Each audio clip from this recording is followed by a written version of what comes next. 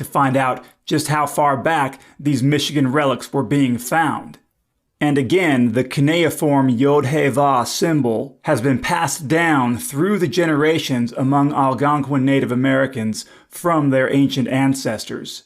And it is the name of Creator, and they pronounce it Yod-Heh-Vah, even to this day.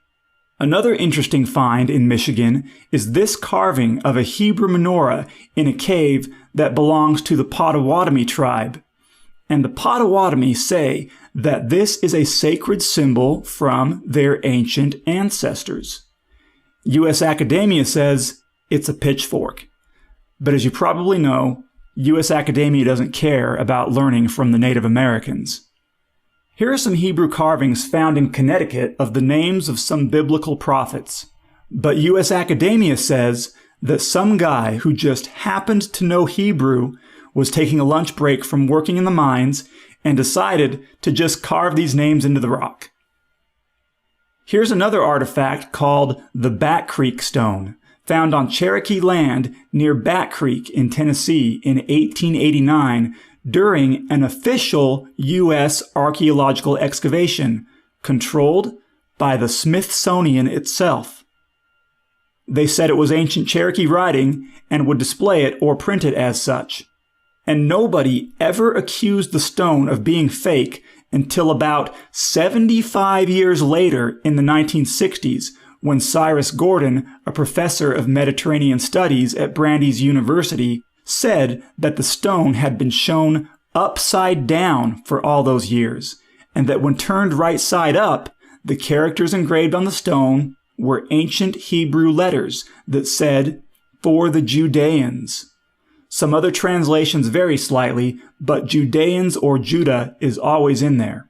Well, as soon as people started noticing that, then suddenly US Academia started saying, oh, well then the stone is fake, even though they found it on their own controlled excavation.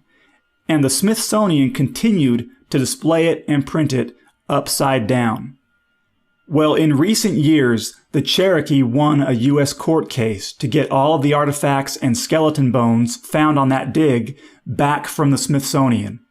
The Smithsonian said they couldn't find the bones, but the Cherokee did get the Bat Creek Stone, but there was a condition attached with it.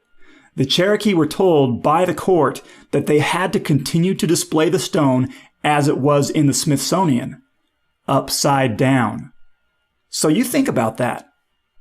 There is a great effort by US Academia to prevent people from knowing that there is Middle Eastern ancestry within some ancient Native American tribes. And again, sadly, Brigham Young University sides with US Academia, and many people think that BYU and websites like Book of Mormon Central and fairmormon.org represent the Church of Jesus Christ of Latter-day Saints. But they don't. You can find some good stuff on there, but just remember, BYU is not the Church of Jesus Christ of Latter-day Saints. So do your own research. Don't blindly believe what college professors and their books tell you, even BYU professors. Learn about the artifacts, but regardless of the artifacts, learn about the Middle Eastern language and customs still preserved in some Native American tribes today.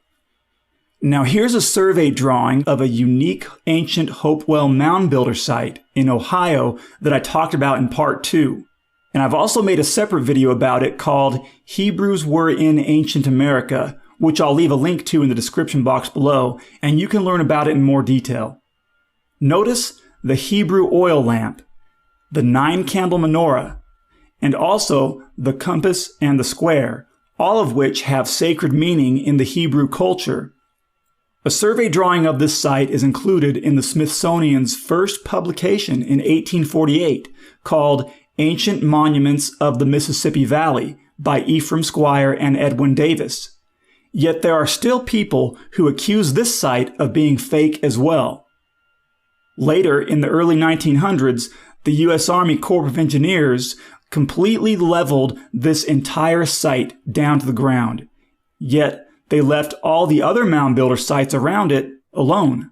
So again, you think about that. The site has been said to have been at or near this spot here by Fayetteville, Ohio.